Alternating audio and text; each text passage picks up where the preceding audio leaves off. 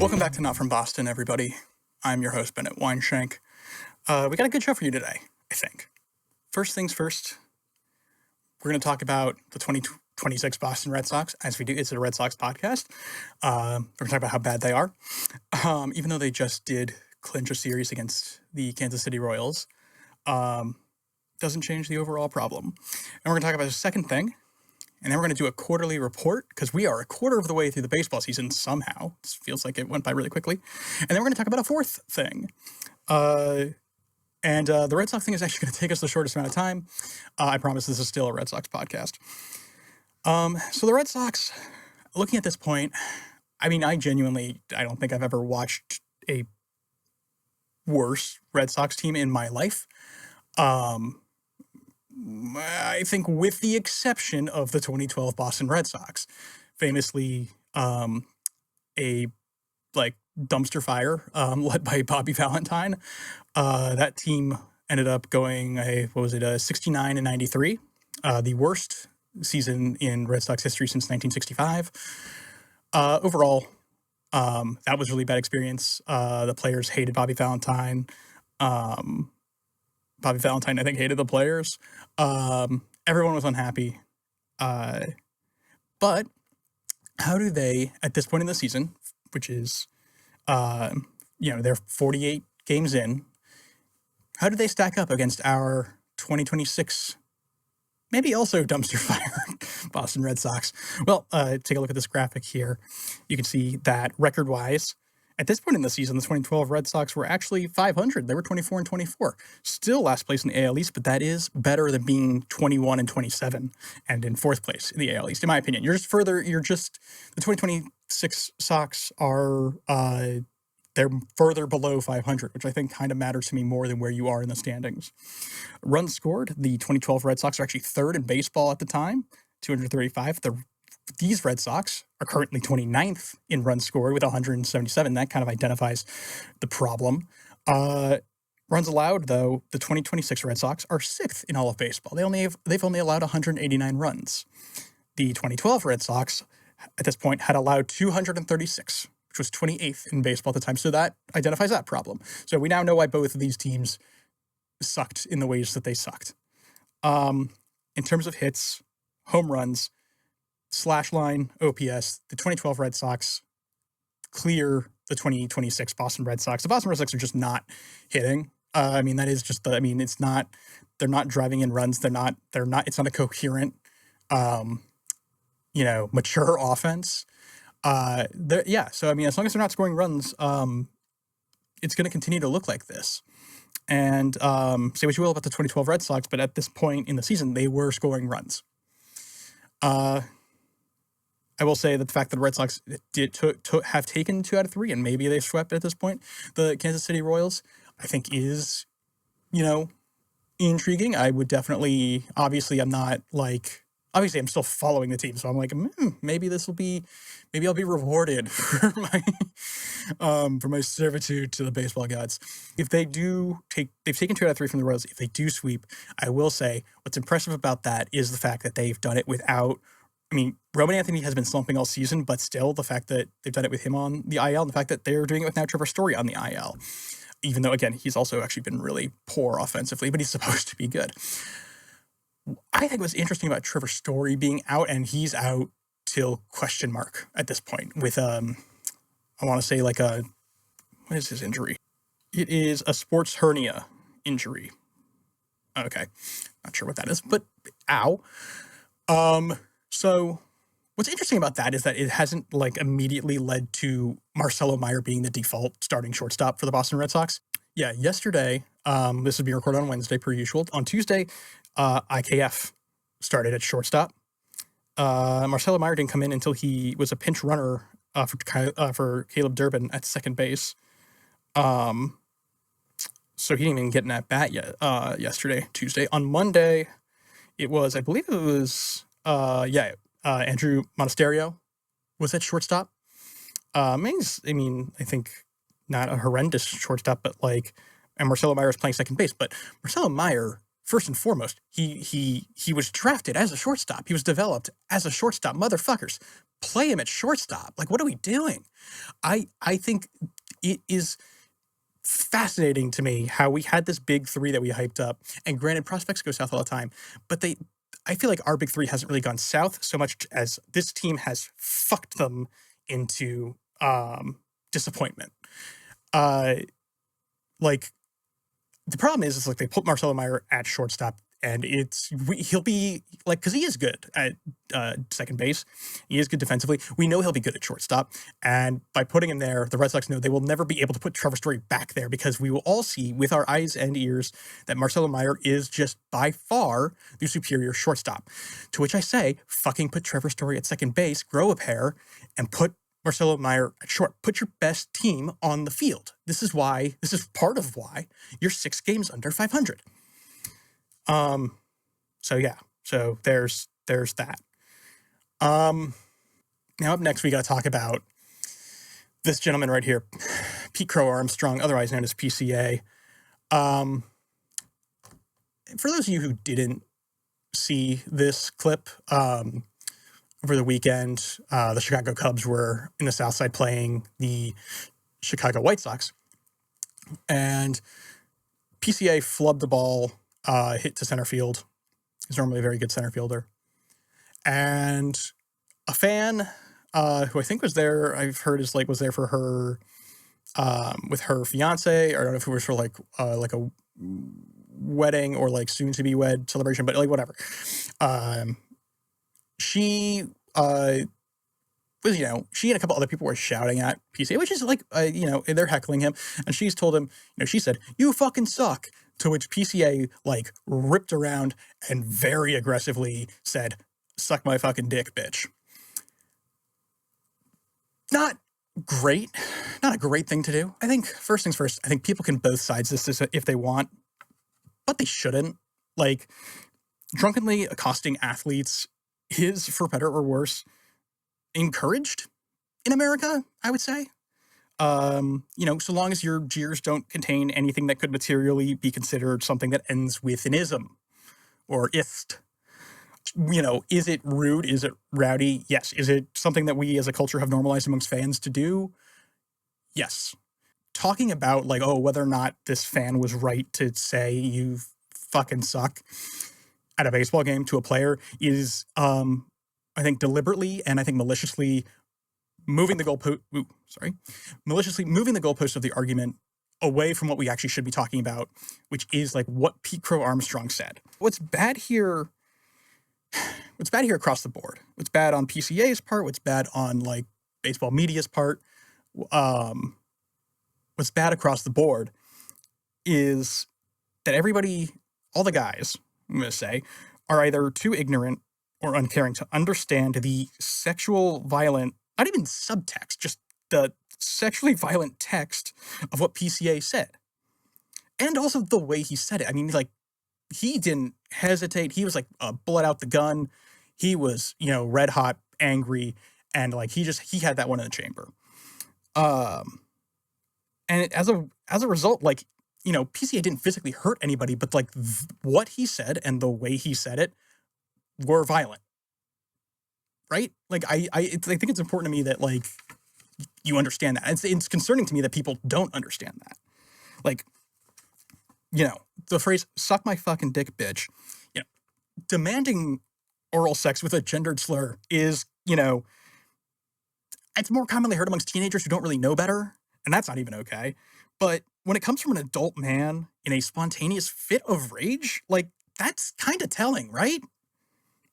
Especially when PCA makes it explicitly clear that he's just upset that, he's just upset about his choice of words. He's not that upset that he lost his temper or said something sexually aggressive at a female fan. Like, it's not that he at no point in his apology, he never says I'm sorry. He never apologizes to the woman. He doesn't apologize for embarrassing himself, for embarrassing his team, but just like, I think the point I'm trying to get at is that words matter. And definitely amongst boys on the playground, on the field, particularly in when it's just the guys, like saying shit like that is, I think, you know, considered pretty kosher, or like is um everyone gets a pass for it, but we really like that shouldn't be the case. Like the uh you know, I think yelling something that aggressive at uh a woman, I like it's just like it's kind of mind-boggling how more people are not like that was uncomfortable, and I'm like genuinely don't know PCA like how you thought that was appropriate. And the fact that he's kind of getting away with just saying like I regret the words that I use. I don't regret confronting the fan. I'm like with the way in which you approached that fan, I think you should be sorry. Like even if you take the words out of it, like you were still incredibly aggressive, like in a way that like I know plenty of men, like I know plenty of women who fear men who act like that. Like that's not so like honestly, I would say do better, everybody, but I also know that that's basically like asking a fish to breathe on land. So fuck, that sucks. But yeah, not a PCA fan. Let's move on to quarter for my thoughts, because we are, like I said, a quarter of the way through the season. So I kind of went back and looked at some of my wild predictions for the 2026 season. And so let's just see kind of like where those are at. Yeah, Jacob Misiorowski is on pace for 284 strikeouts this season, which is the closest to 300 of any of the qualified starting pitchers. Garrett Crochet very much not getting to 300 this year. Hoping he comes back from injury. But definitely not getting 300. The Pirates are currently 3.5 games out of a wild card spot. They're so not playoff bound yet. We won't know that until later, but that is promising. It's definitely better than it's been in the past. But that NL Central division is also stacked. Like that is, they are contending with the Cubs and the Cardinals, who are surprisingly great, and the Brewers. So, credit where it's due, though. The Red Sox are not winning 92 to 94 games. Not unless pigs start to fly, or spiders jump out of my butt, or something really, really cool happens. That's just, yeah. The Yankees are using dark magic. Who knows about Brian Cashman? I don't know how the Yankees continue to be this good when they do things that, to me, make no sense. Anywho, the Athletics could definitely be buyers. They are, I believe, at the top of the AL West at the moment of recording. They have an all-star offense. They just need pitching. Unfortunately, they also play in a ballpark with that is dog shit for pitching. So it's like unclear how much the help that will actually be. But I mean, they definitely are in a position right now to be buyers at the deadline, like without a doubt. Bryce Harper is having his best year since 2021 by OPS.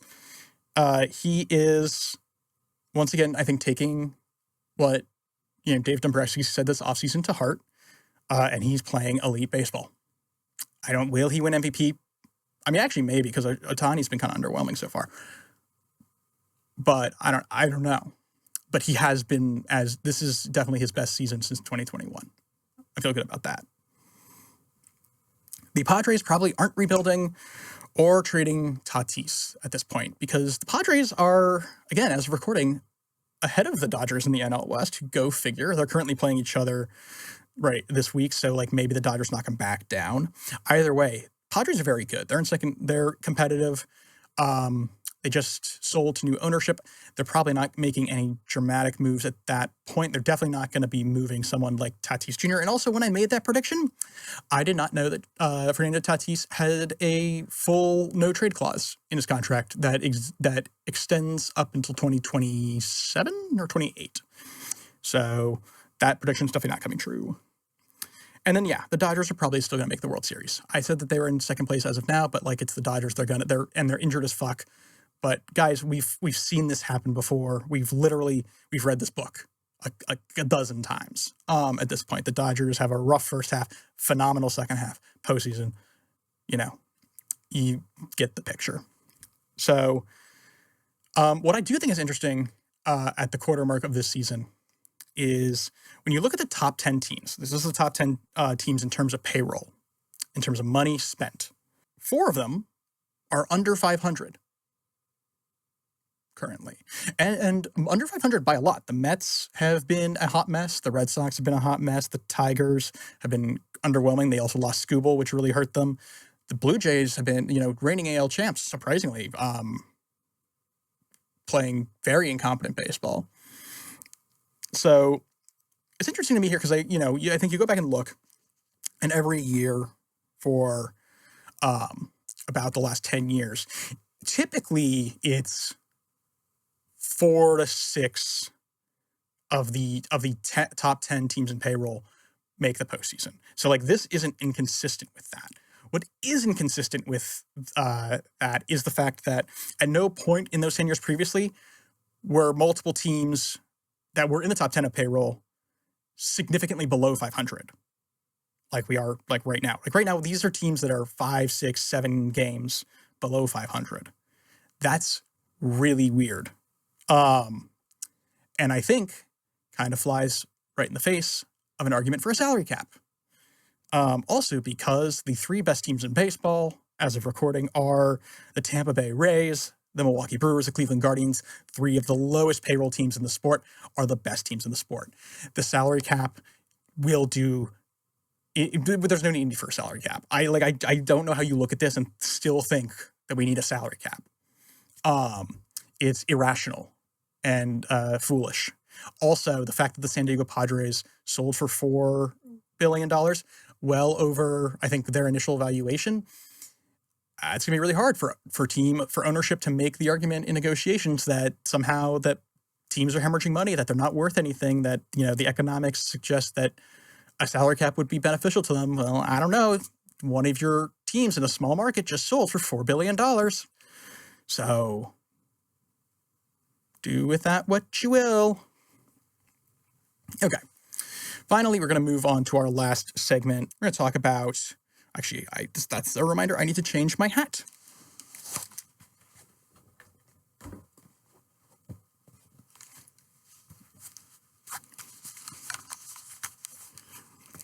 For the record, I think this is one of their ugliest hats. I don't know why I bought it. If anyone has a Curly W one or a DC interlocking logo one, please send that my way. We're talking about the Washington Nationals. Yeah. That logo sucks. Hang on. The Washington Nationals. Yeah, that's better. God, logos used to be so much cooler. The Washington Nationals seen here with absolutely zero drip, with the lamest, flattest uniforms in the world. I mean, look at that Washington type on the away jerseys. It's just, bleh. Back when I was a kid and the Nats arrived, you had these fantastic uniforms, like the ones with gold accent, the red with the DC interlocking. I like the interlocking DC a lot. The Washington, also Alfonso Soriano. Guys, go look at Alfonso Soriano's stats from that one year he played in Washington. 40 for 40, or 40-40 club. He ripped the shit out of the ball. Anyway, yeah. We are talking about the Washington Nationals. So for context, this is Mike Rizzo. Mike Rizzo was the general manager of the Boston Red Sox for 16 years, from 2009 to 2025. And coincidentally, it was after getting swept by the Boston Red Sox that the Nats fired him. And that gets increasingly ironic as we move on. He was, at the time, the 3rd longest tenured GM in Major League Baseball. He had a losing record overall in 1163 versus 1515. 1,500 losses versus 1,100 wins. Not great. He had 4 straight, under his leadership, the Nationals lost 90 games in 4 straight seasons. They did also win 4 NL East Division titles, and they did also win the 2019 World Series, which was honestly a pretty epic World Series. So this is Paul Taboni. This is Mike Rizzo's replacement. Paul Taboni, and this is why I said things are going to get more ironic, is the former assistant general manager of the Boston Red Sox. And before he was assistant GM, he was the VP of amateur scouting and player development. Before that, he was the director of amateur scouting. He was an area scout. He was the baseball operations intern back in 2015. He was also the Oakland A's baseball ops intern in 2013. Dude's got a crazy good resume, very good scout. Also just a handsome fella, honestly. So Paul Taboni, instead of taking the GM job with the Red Sox under Craig Breslow, jumped ship to become the president of baseball operations in Washington, D.C. So what is interesting about that is he made a couple of changes. One, he went young, and he also poached a couple of guys from Boston. He poached Andrew Wright, who was the Red Sox minor league field coordinator and is now special assistant to Taboni. And he also hired Devin Pearson. Devin was the Red Sox scouting director and is who succeeded Taboni after he got promoted in Boston, and he is now the Nationals' assistant general manager. Then Taboni hired Blake Butera to manage the Nationals, and he is, and that is not a typo on the graphic, 33 years old. That man is 33 years old. Taboni's 36. This man's 33 years old. I'm 29. You're telling me that I'm 4 years away from being old enough to manage a baseball team? Fuck yeah, motherfucker. Let's go. That's awesome. I can't wait. This team is actually absurdly young. The Washington Nationals, their position players, not a single one is over the age of 28. Not a single position player on the Washington Nationals is my age or older. It's like my dad always said we should have hired the baseball coach. So what did the first things that Taboni did when he took over after hiring these young motherfuckers is he traded the two best pitchers on the team. He traded starter Mackenzie Gore, who has elite strikeout stuff, but fell off hard in the second half of the season, traded him to Texas and for a bucket of prospects, got 5 of them. And then he traded Jose A. Ferrer, who was the Nationals closer, to the Seattle Mariners for 2 prospects, which included catcher Harry Ford, who is currently in AAA, but will probably be ready pretty soon. Hard trades to make, I mean, and we'll get to kind of why later, but I think very necessary and very, honestly, I think these are trades that are going to age phenomenally well for the organization. So what else did Taboni do to kind of turn the Nats around? Well, for one thing, he added big tech. The Washington Nationals didn't have a track jet.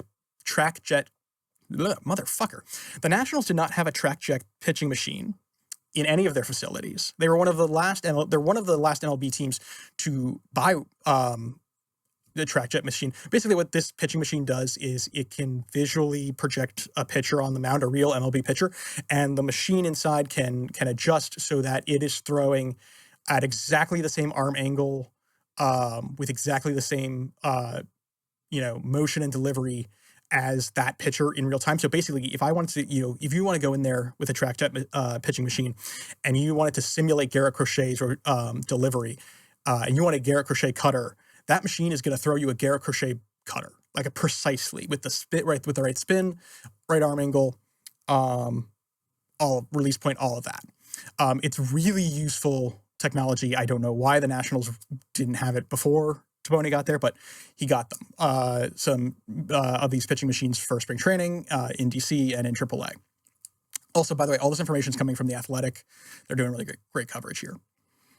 The Nationals also added TV monitors with instant replay and metrics for pitchers, so that they can in real time see the data that's coming up off their pitches. So it just makes the flow of information a lot smoother. So you're not kind of having to wonder or chase personnel, scouts, or anything. Oh yeah, also the Nats hired 40 people when Taboni came on board. He expanded the staff by 40. That's insane. I wish I had known. I would have applied. Pitchers wear things called pulse bands, which track the arm stress based on your workload.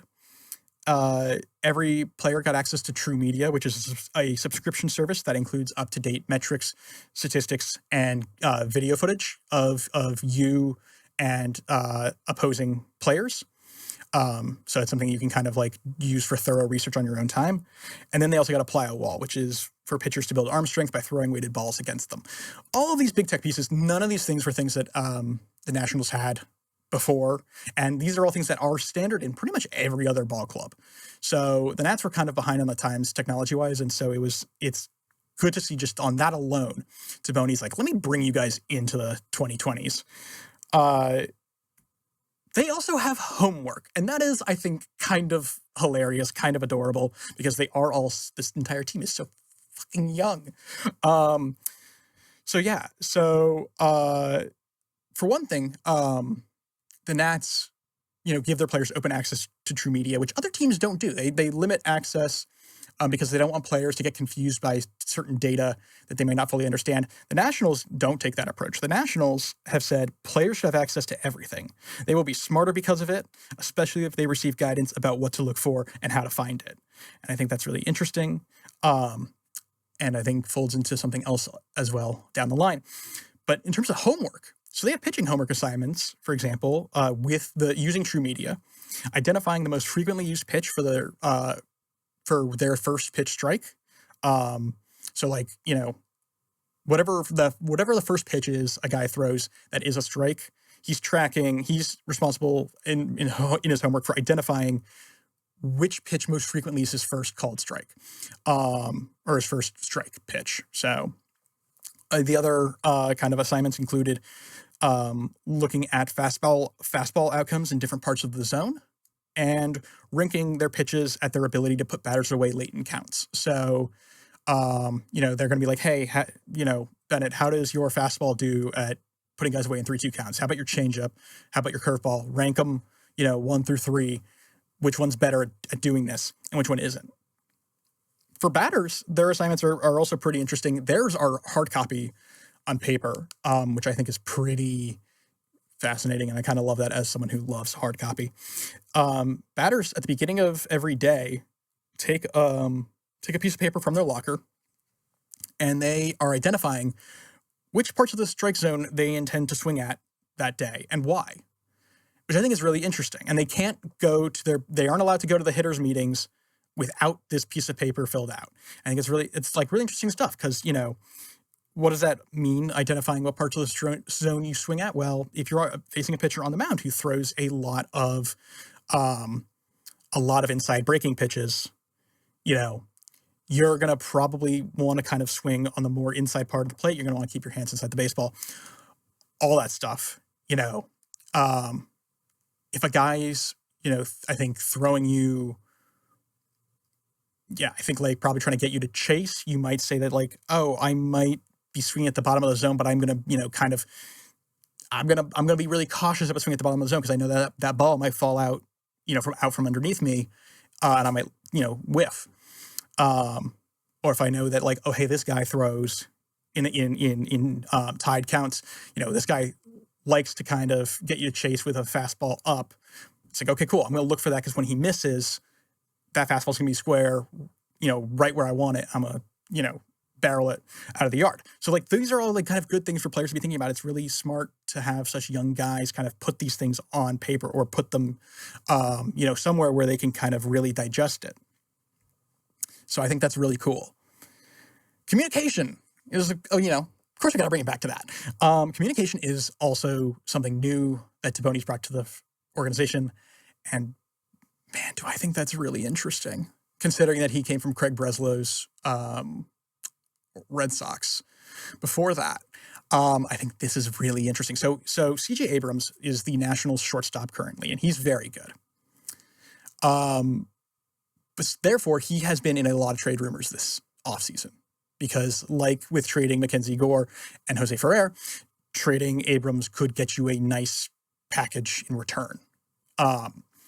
And so like that, that's a really, important thought to consider. This is what Taboni said when asked about it in an interview with The Athletic. So you got to set a very high threshold in CJ's case. He's a big part of our core here. We better be getting a lot back in return. That's basically what I communicated to CJ. It's as simple as, hey, we didn't get it being the trade. That's great. We're going to keep rolling. And that's how we'd approach it with every other player too. How interesting. Telling your players what your game plan is and keeping them in the loop when they know that they might be traded or otherwise moved in the organization, or that your plans for them might change. Interesting that you would have open communication with those players. I'm kind of curious, where did you learn to do that, Paul? Or I guess, who did you see not do it and then learn to do it? I genuinely, not to throw shade, because I actually don't think that this is just like Taboni kind of doing just what the opposite of Craig Breslow does, or like throwing. I don't think it's like, I think this is genuinely how Taboni operates, and I think it's really fucking cool because he also published this long letter to the fans in DC, and I'm just gonna read some highlighted excerpts. So he says, I wanted to take this chance, metaphorically, to gather Nationals fans around to talk not only about how we're going to approach this offseason, but the long-term future of our ball club. And this is just when he got hired. He says, I said that my goal is to make the Nationals the envy of sport, which is a pretty cool, lofty goal. And then he goes on to describe how he's going to do that. He says, I intend to take accountability for our organizational consistency. That means coaches and development staff speak with a unified voice from our academy in the Dominican Republic up through the major league level, so that players continue to get the same messages as they progress through their careers. We will create priority goals for each player, ranked by those who offer the greatest benefit once improved.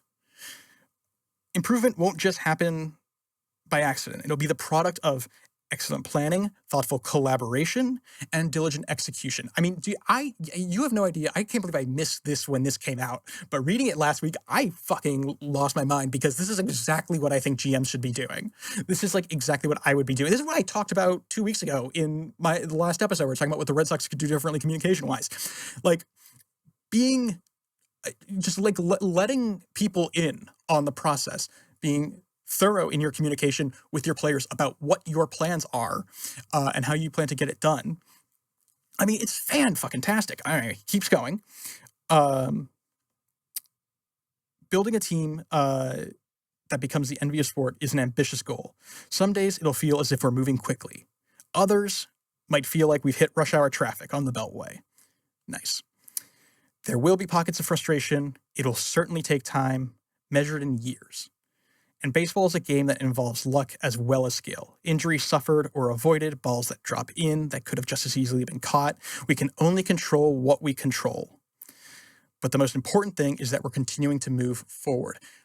What is, again, great about that messaging is that he is setting the tone for how this organization operates, but he is not over-promising on what the Nationals are going to be able to do. He's not saying, like, I'm going to wave a magic wand and we're all going to be better. It's not like the Steve Cohen with the Mets where he just like came in and just was like, I'm going to throw money at the problem. He's like, this is going to be hard. It's going to take a while. The fact that he acknowledges, he's like, this will be measured in years. And there will be pockets of frustration. I'm like, that honesty is so huge. Letting the people in on what to look forward to, I think really builds trust with your players, with your staff, with your fans, and like that is awesome. Finally, my hope is that by building sustainable success, Nationals Park can be grounds for childhood memories, family gatherings, work outings, nights with friends, and in a city that sometimes struggles to find it, perhaps even political common ground.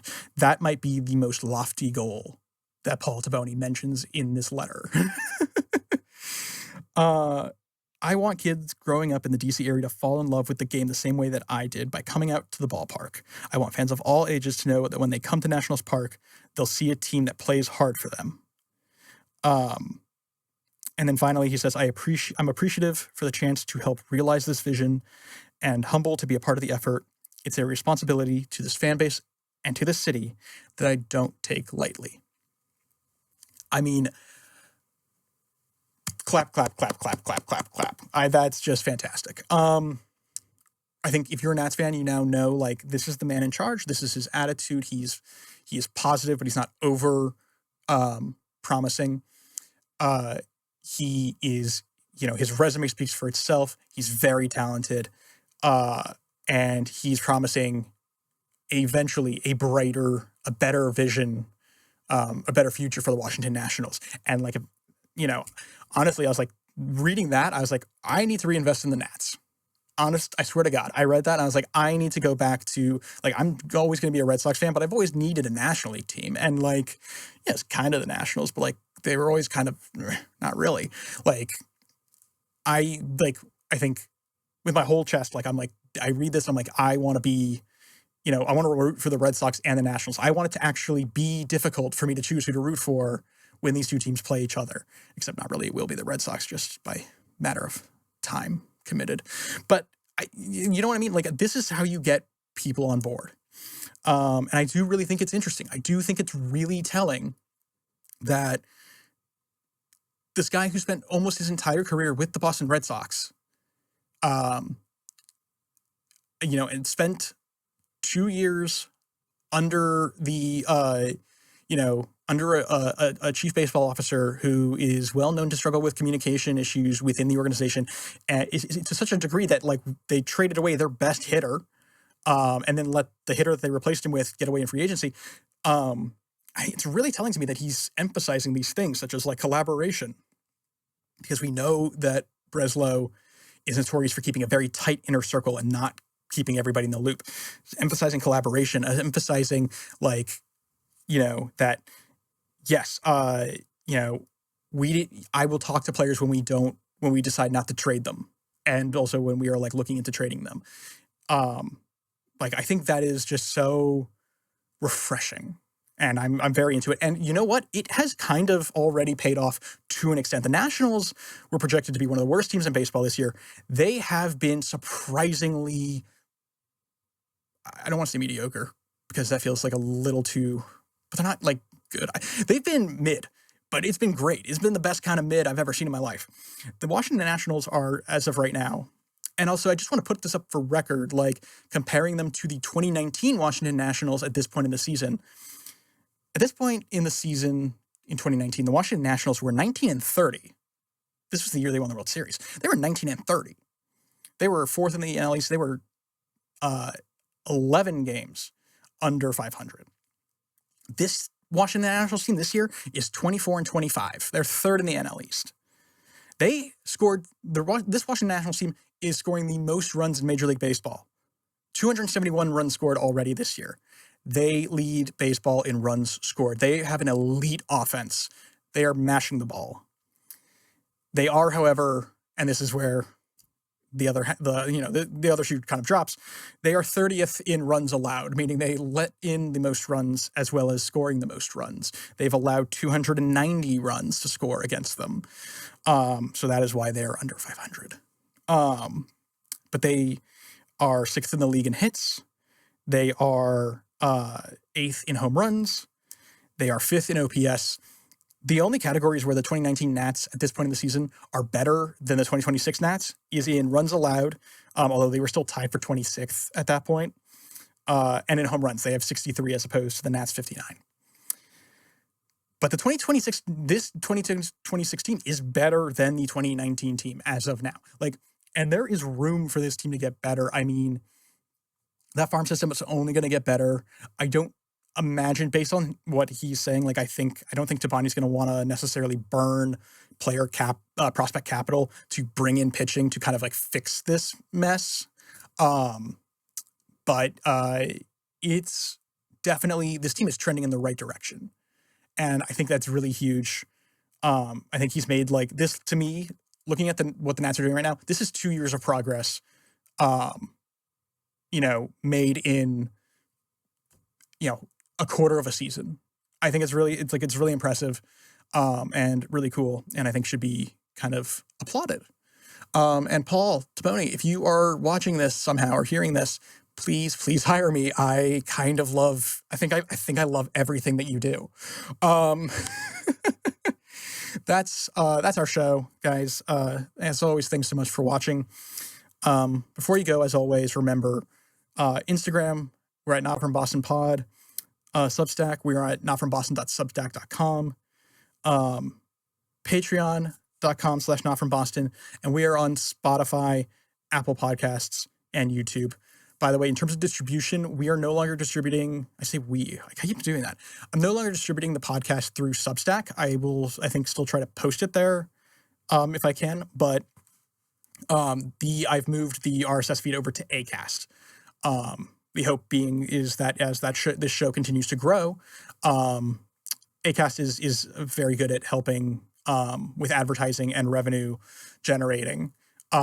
So I've migrated the show over there. Please always like and share this show with anybody else, because listeners do lead to higher chances of advertising and revenue, and we are trying to ultimately make money. Also, we are on iHeartRadio, if that's where you get your podcast. So that's a lot of information.